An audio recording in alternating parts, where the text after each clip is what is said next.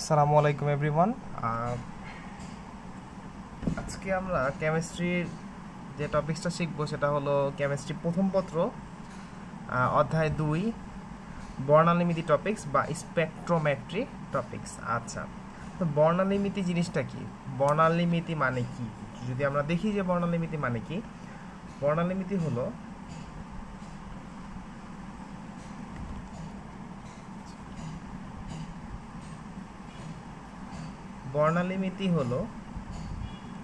Collection of light.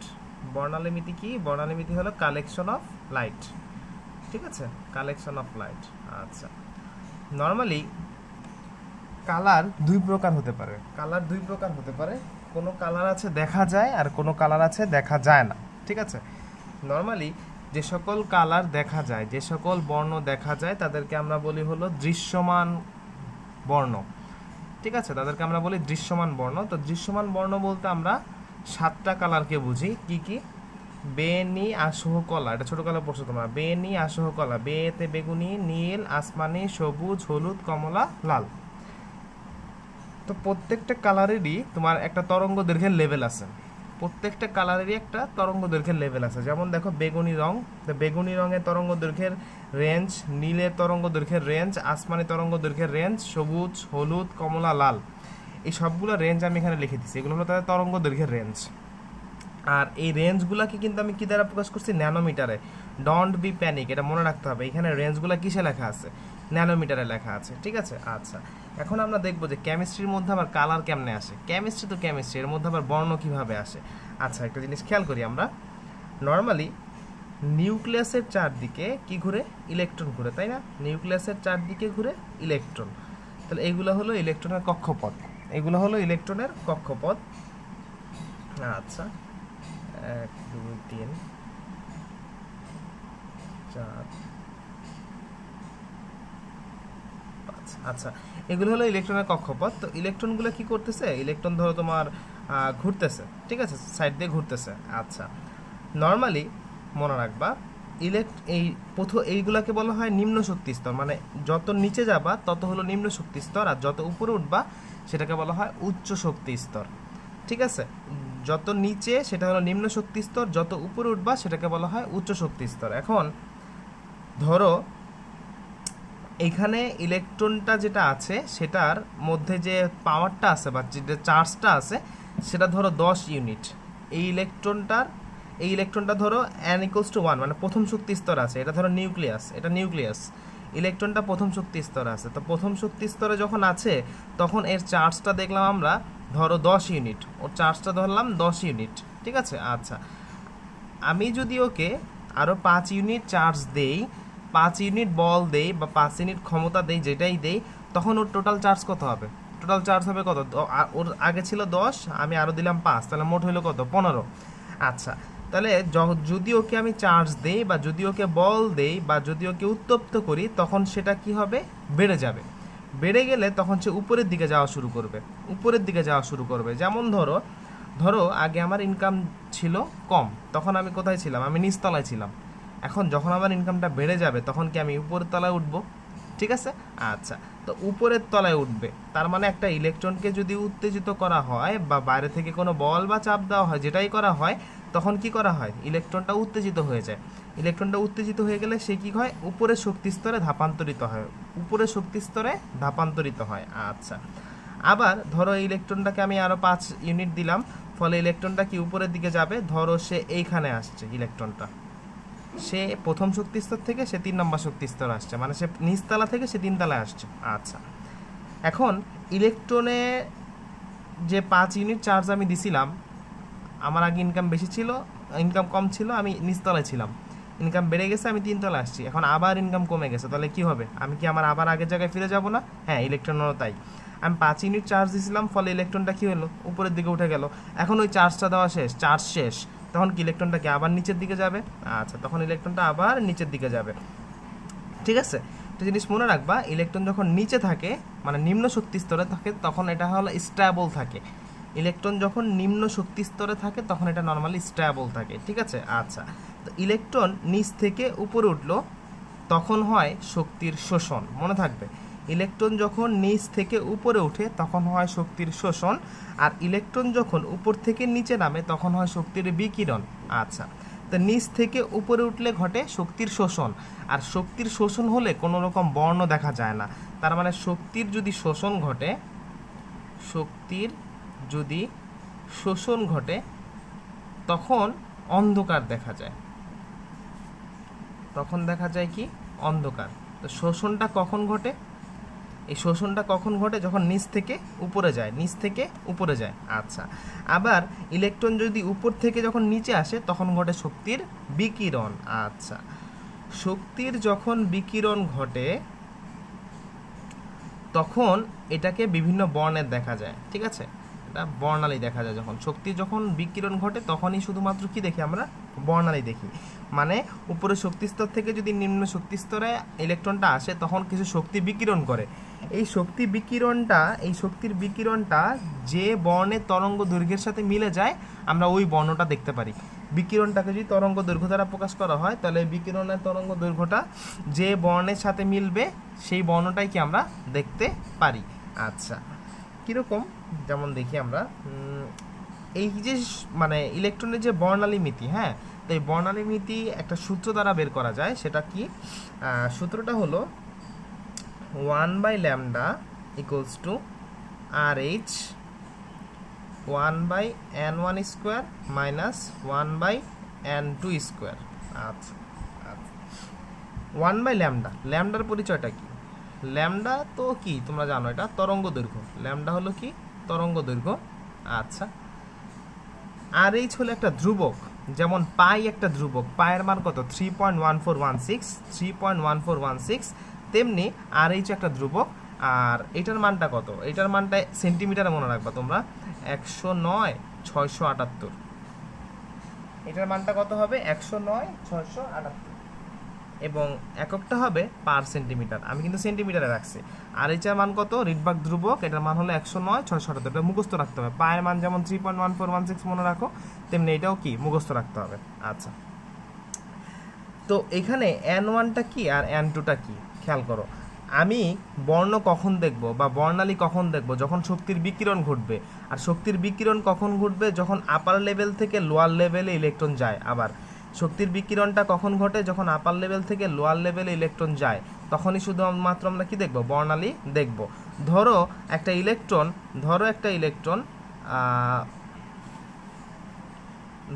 Electron কত এখানে 1 2 3, ধরো 3 নম্বর শক্তি স্তর থেকে 1 নম্বর শক্তি স্তরে গেল, তাহলে কি হলো? 3 থেকে কোথায় গেল? 1-এ। আচ্ছা, তাহলে এখানে n1 এর মানটা কত হবে? 3 থেকে যদি 1-এ যায় তাহলে n1 এর মানটা কত হবে? মনে রাখবা n1 এর মানটা হবে ছোটটা। তো 3 থেকে 1-এ গেছে, 3 বড় না 1 বড়? 3 বড়। তাহলে n1 এর মানটা হবে ছোটটা। তাহলে কি n1 এর মানটা হবে কি? 3 থেকে 1-এ গেছে, তাহলে n1 এর মানটা হলো 1, ঠিক আছে। আচ্ছা, আর n2 এর মানটা কত? n2 এর মানটা হলো 3 থেকে 1-এ গেছে, বড়টার মান হবে n2 আর ছোটটার মান হবে n1।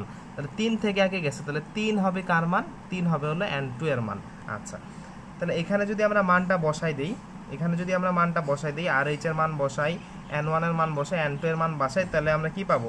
1/λ মানটা পাবো।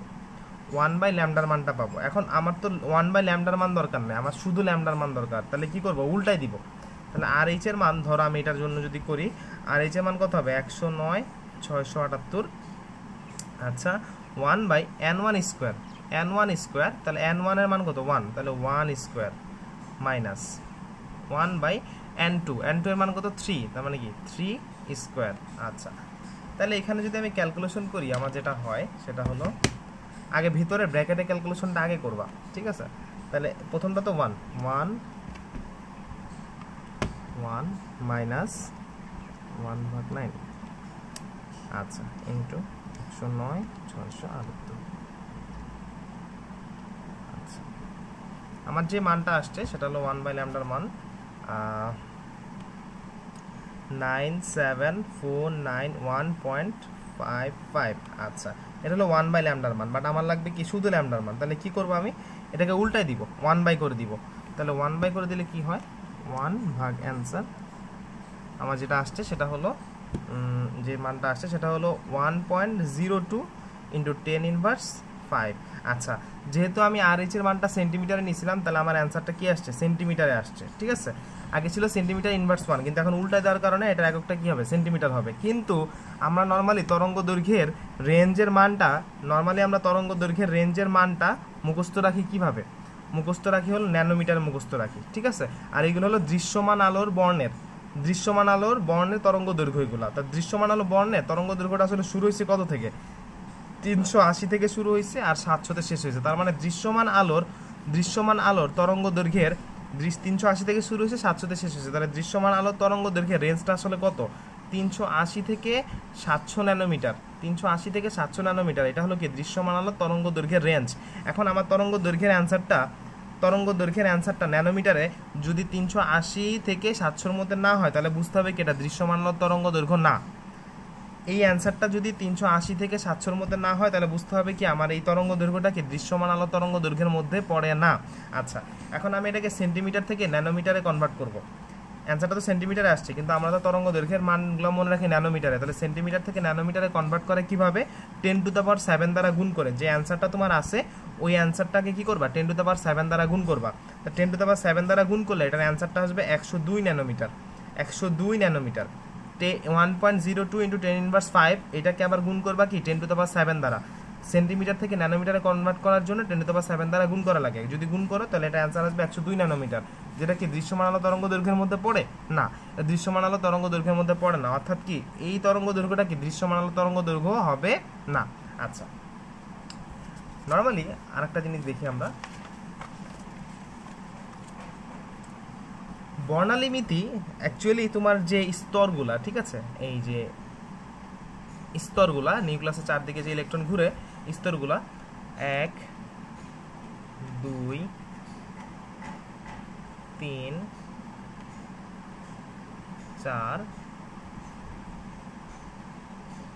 5। আচ্ছা, এটা ধরো নিউক্লিয়াস, এটা হলো আমার প্রথম স্তর। ঠিক আছে, এটা প্রথম স্তর। তাহলে প্রথম স্তর মানে হলো n এর মান ধরো 1, প্রথম স্তর মানে জ্ঞান এর মান হলো 1।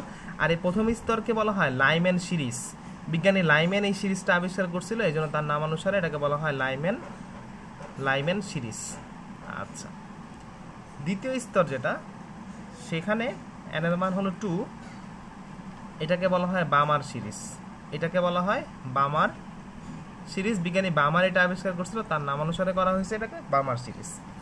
তৃতীয় যে শক্তি স্তর, এখানে n এর মান হলো 3, এটা হলো প্যাশ্চেন সিরিজ।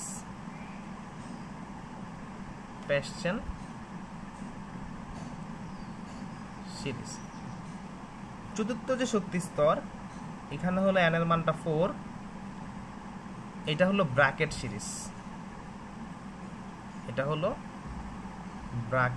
সিরিজ। বিজ্ঞানী ব্র্যাকেট নামই একজনের, ব্র্যাকেট, ঠিক আছে, উনি এটা আবিষ্কার করছিল। পঞ্চম যে শক্তি স্তর, সেখানে হলো n এর মান 5, এটাকে বলা হয় ফুন্ড সিরিজ। বিজ্ঞানী ফুন্ড এটা আবিষ্কার করছিল, তার নাম অনুসারে সিরিজের নাম দেওয়া হয়েছে কি ফুন্ড সিরিজ।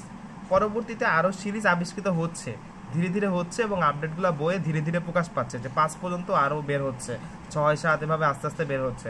বাট নর্মালি আমরা বেসিক্যালি 5টা শিখবো, লাইম্যান সিরিজ, বামার, প্যাশ্চেন, ব্র্যাকেট, ফুন্ড। আচ্ছা, এগুলো হলো সিরিজের নামকরণ। এখন আমি যদি তোমাদের কোশ্চেন দিই, একটা এক্সারসাইজ দিই, যে একটি ইলেকট্রন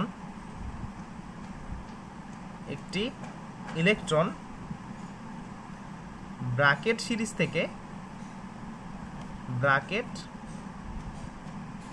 সিরিজ থেকে বামার সিরিজে ধাপান্তরিত হলো,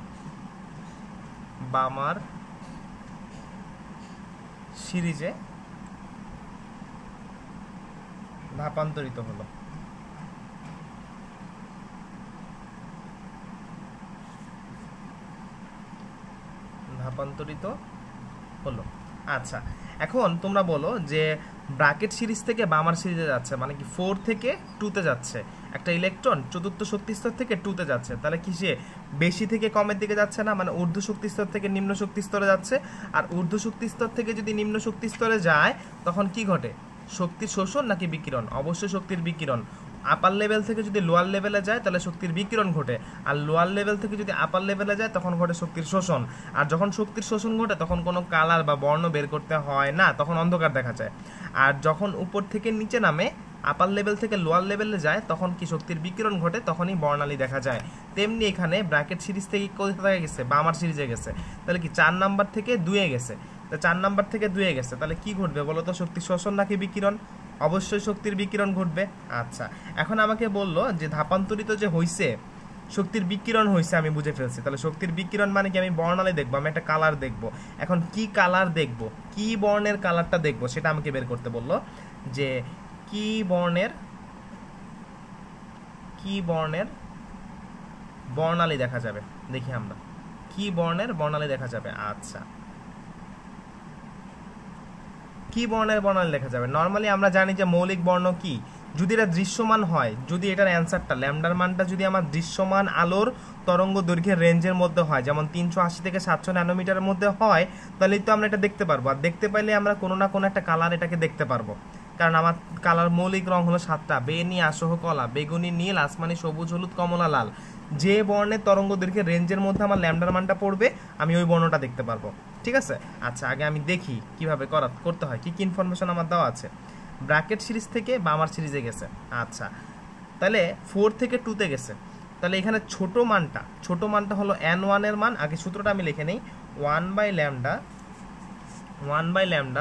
সমান RH 1/n1 square minus 1/n2 square. আচ্ছা, এখন এখানে 4 থেকে 2-এ গেছে, 4 আর 2 এর মধ্যে ছোট হলো 2, তাহলে n1 এর মানটা হলো এখানে 2।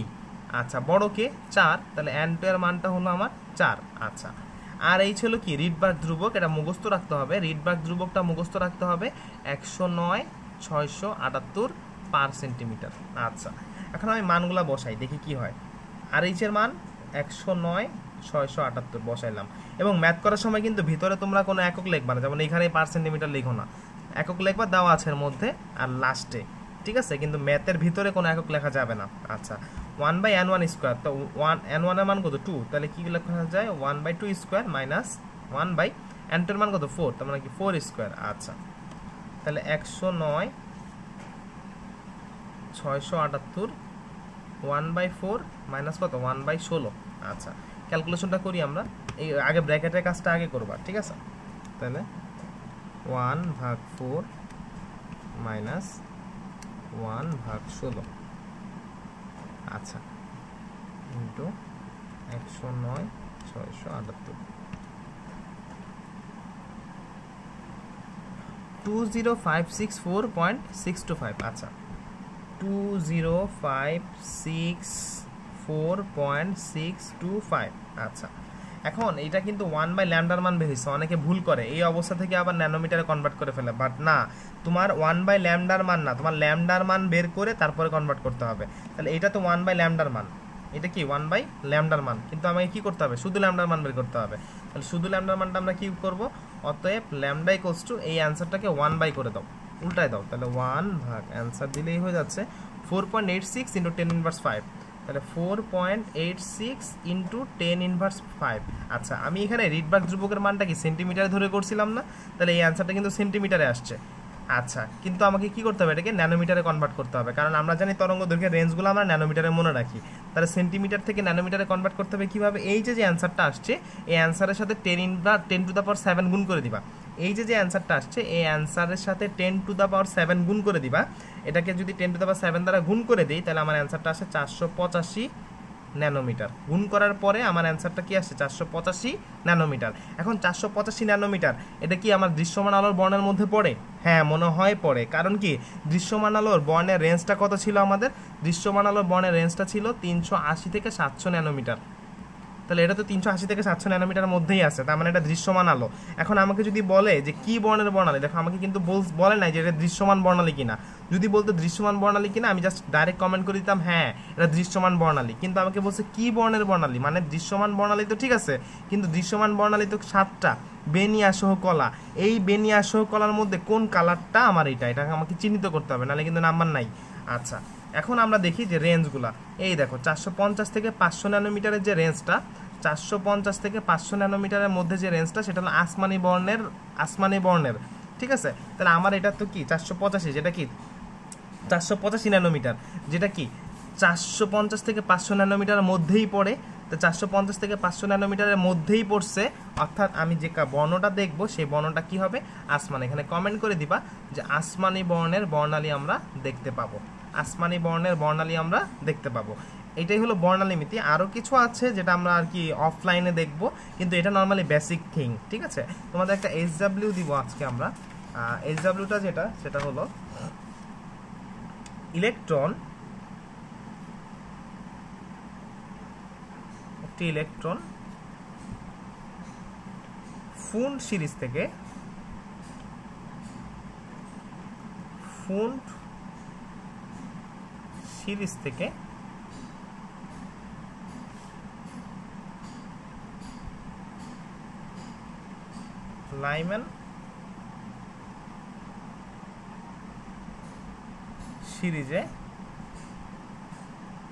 লাইম্যান সিরিজে ধাপান্তরিত হলো।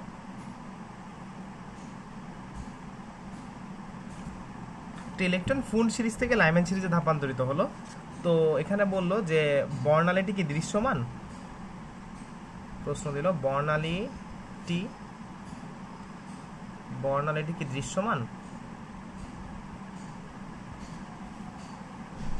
দৃশ্যমান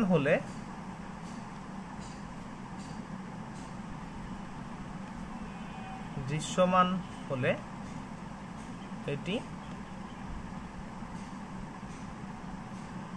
কি বর্ণের বর্ণালী,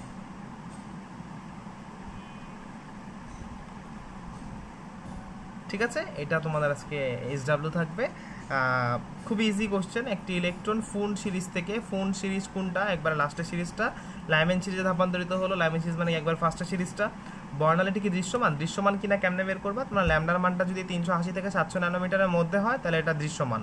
আচ্ছা, যদি দৃশ্যমান হয় তখন তোমাকে কি করতে হবে, কোন বর্ণের বর্ণালী, মানে ওই রেঞ্জটা আমি যে প্রথম পৃষ্ঠায় তোমাদের যে রেঞ্জগুলো লিখে দিছি, ঠিক আছে, ওই রেঞ্জটা কোন রেঞ্জের মধ্যে পড়ে ওই অনুযায়ী তোমার কি করতে হবে, কালারটা চয়েস করতে হবে।